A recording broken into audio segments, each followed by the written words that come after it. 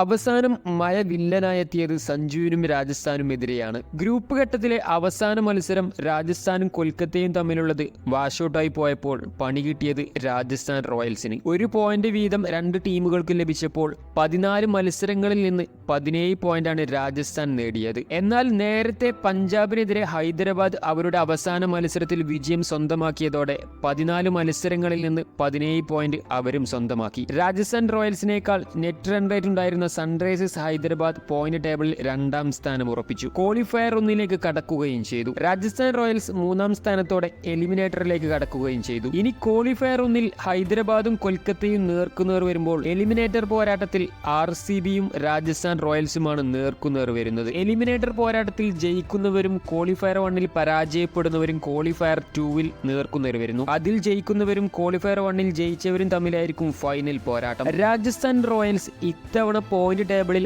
1ാം സ്ഥാനം കരസ്ഥമാക്കി ക്വാളിഫയർ 1 കടക്കുമെന്ന് കരുതിയ ടീമായിരുന്നു. എന്നാൽ എല്ലാത്തിനും തിരിച്ചടിയായത് ഹൈദരാബാദിനോടേറ്റ 1 റൺസിന്റെ പരാജയമായിരുന്നു. അവിടെ നിന്ന് ഒരു വിജയം പോലും രാജസ്ഥാന് സ്വന്തമാക്കാൻ സാധിച്ചിട്ടില്ല. അവസാന മത്സരത്തിൽ കൊൽക്കത്തയ്ക്കെതിരെ വിജയം നേടിയിരുന്നുവെങ്കിൽ, അല്ലെങ്കിൽ ഹൈദരാബാദ് പഞ്ചാബിനോട് പരാജയപ്പെട്ടിരുന്നുവെങ്കിൽ രാജസ്ഥാൻ റോയൽസിന് ക്വാളിഫയർ 1 കടക്കാമായിരുന്നു. എന്നാൽ ഇവിടെയാണ് ഹൈദരാബാദ് ജയിക്കുകയും രാജസ്ഥാന്റെ കളി മയമുടക്കുകയും ചെയ്തത്. കൊൽക്കത്തയ്ക്കെതിരെയുള്ള മത്സരം നടക്കുകയും അതിൽ ജയിക്കുകയും ചെയ്തിരുന്നുവെങ്കിൽ രാജസ്ഥാൻ അതൊരു വലിയ കോൺഫിഡൻസ് ആകുമായിരുന്നു. എന്നാൽ ആ മത്സരം നടക്കാതെ പോവുകയും എലിമിനേറ്ററിലേക്ക് രാജസ്ഥാൻ കടക്കുകയും ചെയ്തത് ഒരു വെല്ലുവിളി തന്നെയാണ്. കാരണം മുമ്പിലുള്ളത് 6 മത്സരങ്ങളിൽ പരാജയപ്പെടാതെ കുതിക്കുന്ന RCB. ഈ മെയ് മാസത്തിൽ അവർ ഒരു പരാജയം പോലും ഏറ്റുവാങ്ങിയിട്ടില്ല. എന്നാൽ രാജസ്ഥാൻ റോയൽസ് മെയ് മാസത്തിൽ ഒരു വിജയം പോലും നേടിയിട്ടില്ല. തുടർച്ചയായുള്ള വിജയങ്ങളുമായി എത്തുന്ന റോയൽ ചലഞ്ചേഴ്സ് ബാംഗ്ലൂരിനെ തുടരെ പരാജയങ്ങളുമായി എത്തുന്ന രാജസ്ഥാന് ഒരു വെല്ലുവിളി തന്നെയാണ്. എന്നാൽ